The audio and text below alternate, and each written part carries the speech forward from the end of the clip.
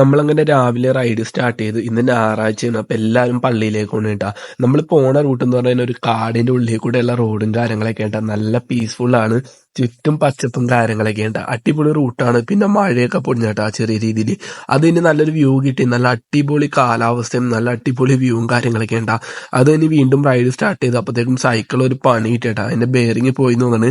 ഞാൻ ഒരു കണക്കിന് റെഡിയാക്കാനൊക്കെ നോക്കി. എന്തൊക്കെയോ കാണിച്ച് ചെറുതായിട്ട് റെഡി ആയിട്ടാ. അങ്ങനെ വീണ്ടും മുന്നോട്ട് പോയി. പോണ റൂട്ടിലൊക്കെ അടിപൊളിയാട്ടെ. എന്തെങ്കിലും വെള്ളച്ചാട്ടോ അല്ലെങ്കിൽ അങ്ങനെ കുറെ കാഴ്ചകളുണ്ട്. പിന്നെ അത് കഴിഞ്ഞ് മഴയും കാര്യങ്ങളൊക്കെ പെയ്തിട്ടാ. അത് കഴിഞ്ഞ് മഴ ഒന്ന് തോർന്നിട്ട് ചെറിയൊരു വെയിൽ വന്ന് അങ്ങനെ നമ്മൾ പോണെങ്കിൽ ചെറിയൊരു വെള്ളച്ചാട്ടം പോലെ കണ്ടിട്ടാ. അടിപൊളിയാണ്. ഞാൻ അതിന്റെ കുറെ വീഡിയോസും കാര്യങ്ങളൊക്കെ എടുത്തിട്ടാ. അങ്ങനെ നമ്മൾ അവിടുന്ന് റൈഡ് സ്റ്റാർട്ട് ചെയ്ത് ഒരു വില്ലേജ് എത്തിയടാ. അവിടെ പഞ്ചായത്തും കാര്യങ്ങളൊക്കെ ഉണ്ട്. അങ്ങനെ രാത്രിയാകുമ്പോൾ വീണ്ടും സൈക്കിള് സീനായി. അതിന്റെ ആ ഒരു ഷിഫ്റ്ററില്ലേ, ആ സാധനം കംപ്ലൈന്റ് ആയിട്ടാ. എന്ത് ചെയ്യണമെന്ന് അറിയില്ല. കാരണം ഇവിടെ കടകളും കാര്യങ്ങളൊന്നും ഇല്ല.